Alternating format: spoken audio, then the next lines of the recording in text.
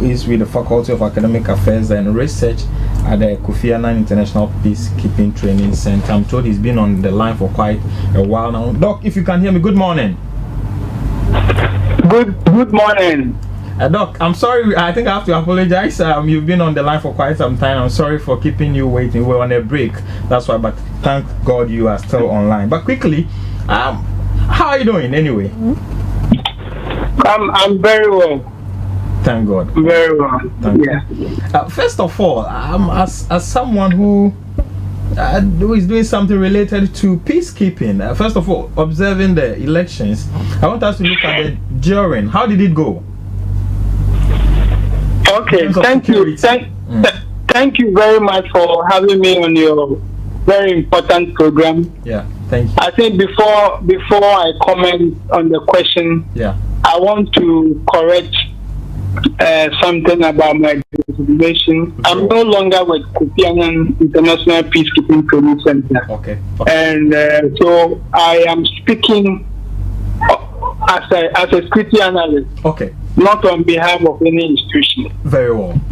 Yeah, okay. Well. Thank you. Yes, so I think election is about competition. And in any competition, there are bound to be tensions, violence, and all that. So if I am to evaluate the general security situation during the elections, I would say that generally, I mean, the situation has been quite peaceful, with the exception of some of the incidents that happen in certain constituencies across the country.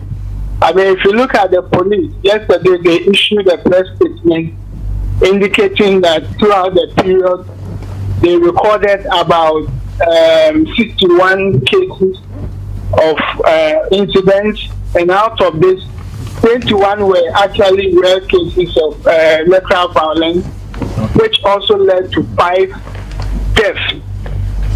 So for me, apart from these incidents, I would say that the National Election Security Task Force has performed well, with the exception of those shooting incidents in Pechiman South and other places which actually led to violence, and especially also at Ododo. I mean, before the election, I mean, Ododo was one of the hotspots. Yeah. So I would have expected that we'll increase security presence to prevent any act of violence during the voting day, but that does not happen. So with the exception of these isolated cases, I would say the election has generally or relatively been peaceful. Okay. So the question has been the professionalism of some of the policemen, especially how to handle the crowd. Some are saying instead of probably using tear gas or some of those apparatus to prevent them from getting closer, they're rather shooting at them. And rather, some are saying it's unprofessional. What do you make of that as well? Yes.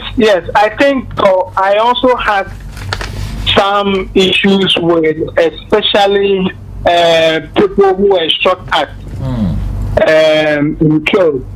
I think that we could have managed that situation differently, because when the person is not really a major threat in terms of the capacity of the person to maybe harm the security officer or something, there are rules of engagement that you use in terms of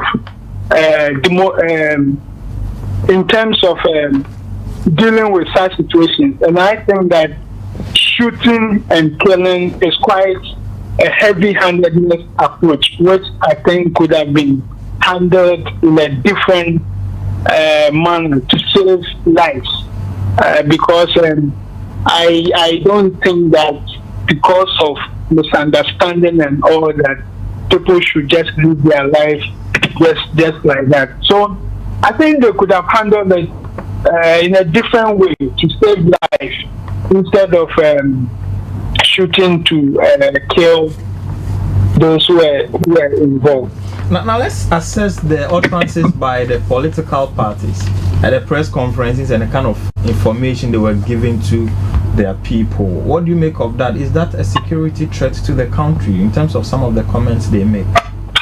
Or were they? Yes. You know, before the EC declared the result, I was quite unhappy about some of the press statements by the two main political parties, which sought to heighten tensions across the country.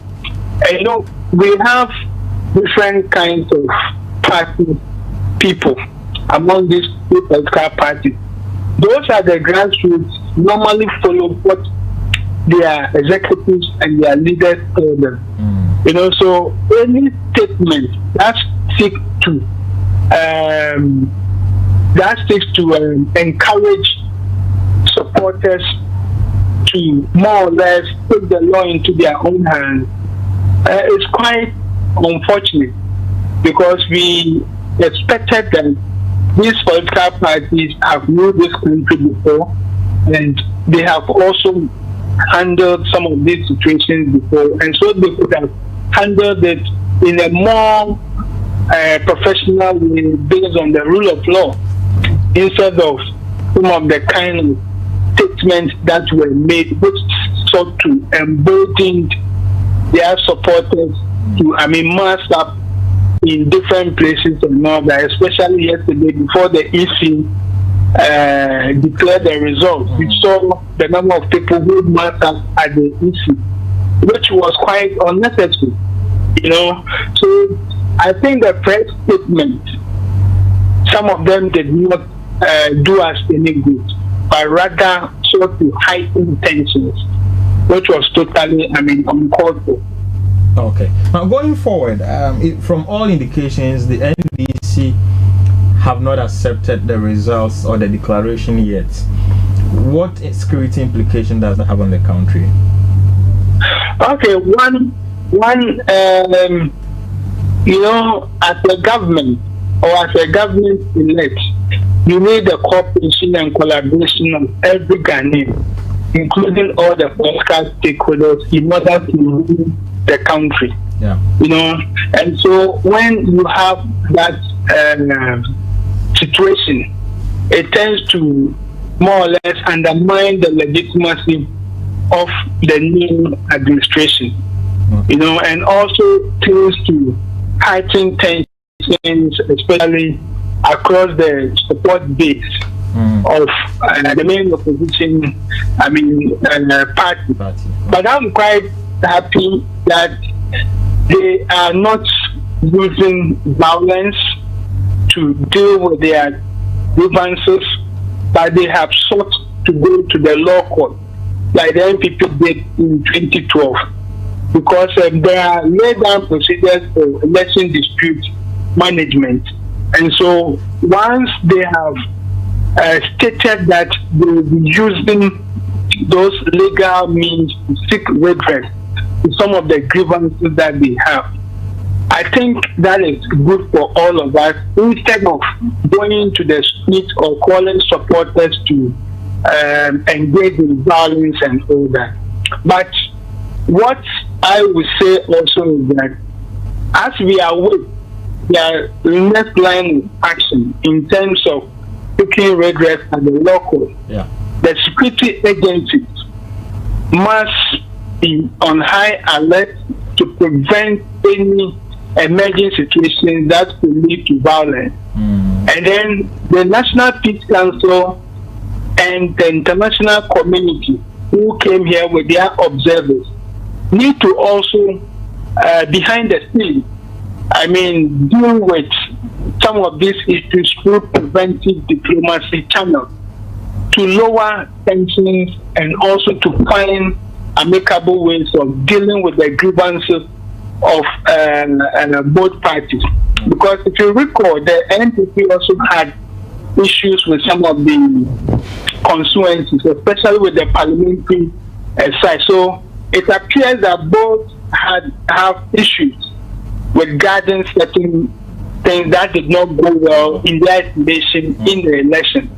So we need to also ensure that we promote inclusive dialogue, all right, among the partner actors, so that in the end we can have a peaceful resolution of any grievances that any of them have. Okay.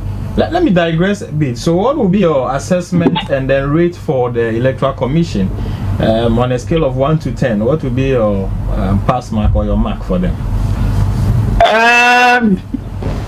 I think the Electoral Commission this year did a lot in terms of new innovations and all that. But there were certainly some challenges, especially with regards to communication and getting the two political parties to agree on certain issues during the voting day and post the election. So on a scale of 10, I would give the EC perhaps maybe about 6. Okay. 6 or 7, because they've done their best, and but there were challenges. Okay, Doc, finally, before you take leave of us, finally, there was an incident yesterday. Police were deployed to the premises of the former president, John Dramani Mahama, and they were told to go back. How about that? I don't know. It depends on the reasons why they were deployed to the former president's premises, and what kind of communication that happened between the former president's office and also the police. Okay. Because I'm sure if they had informed them that for this reason and that reason we are deploying policemen to come and to provide you security, all right, then I'm sure there will be a consensus before even the security personnel were deployed. Once there's no communication, which I'm not too sure, I mean, some of these issues or some of these responses are bound to happen, especially when you are in a moment where the opposition disagrees with the declared results of the Electoral Commission. When there's no clear communication as to the objective of that deployment, I mean, if you were there, if I was there, I would definitely be quite apprehensive about their presence. You know, so I think that the way they were deployed maybe could have been handled differently, so that there will be a clear understanding of why they were deployed to the former president's premises. Very well. And finally, do you have something to conclude on in terms of anything for our people, of our viewers? Yes. In conclusion, our comment all Ghanaians for the relatively peaceful election that we held, and our appeal to every Ghanaian to think about Ghana first. Because for some of us who travel around and have been to some of the countries where there have been violence, like Liberia, Cote d'Ivoire, Sierra Leone, Sudan, South Sudan, and Somalia, and all those places, conflict is not a good thing. And like somebody said, conflict is like a bad rain. It doesn't fall only on the roof of your enemy, but it falls on everyone. You know, so when there's violence in this country, it is not only the opposition or your enemies who are going to suffer. Everyone will bear the brunt of that violence. So let's use a lay-down procedure to deal with our grievances and avoid violence, which will mar the important reputation that Ghana has, not only in West Africa, but globally. Today, everybody is talking about Ghana, despite the challenges that we have. And a colleague was telling me that a U.S. citizen told him that maybe perhaps U.S. has to come and learn something from Ghana due to what happened in their own election recently. So our appeal to every Ghanaian to respect the rule of law and use non-violent means of dealing with our problem, so that we can have a peaceful country and continue to consolidate the democracy that we have. Very well. Doc, that was supposed to be your final submission, but your colleague says he has a question for you, so kindly listen to him for me. Yeah. So Dr. Festus, for instance, we sometimes experience a peaceful election, but in a post-election environment, we experience pockets of violence. Going forward, what do you think is required of security services and also the general public to ensure the continuous peace and stability in a post-election environment? Okay, so for the security agency, I think in terms of their planning, because I've been involved with the National Election Security Task Force, and I know in terms of their planning, they plan on the 3 stages of the electoral process: the pre-election, the voting day, and the post-election. And I am aware that the task force is still protecting certain strategic places and all that. So what I will encourage is that they continue to heighten their intelligence gathering, all right, to prevent any unforeseen situation from happening. Because at this stage, we need a lot of intelligence in order to avert any possible violent situation. Without that intelligence and also cooperation with the public to get any information to deal with, I mean, the police may be caught surprise in some of these things. So intelligence gathering and cooperation with the public is quite useful at this point in time. And also their attitude and behavior towards certain situations are also very important to ensure their impartiality and neutrality within the process. And for the Ghanaian public, I think that sometimes there are a lot of indiscipline also within the system. You know, we live in a democratic dispensation that if you have any issues, use the laid down procedures to deal with. You know, we have generally conducted ourselves very well, with the exception of the few cases where shooting incidents, occur. So I will appeal to every Ghanaian, all right, to respect the relative peace that we have and ensure that the peace that we have is not jeopardized by any action of any group of people. You know, because peace is quite delicate. When you break it down, it's very difficult to get. So let's continue with our peaceful conduct and let's continue to build this nation together. Thank you so much, so Dr. Festus KOFI. We are grateful for your time. Thank you. I wish you the very good. Thank you. We are grateful.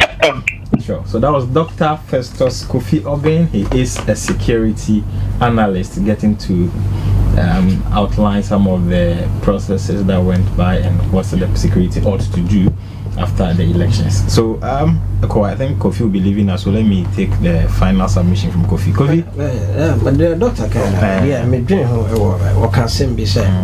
A woman say, NDC for Angie. You know.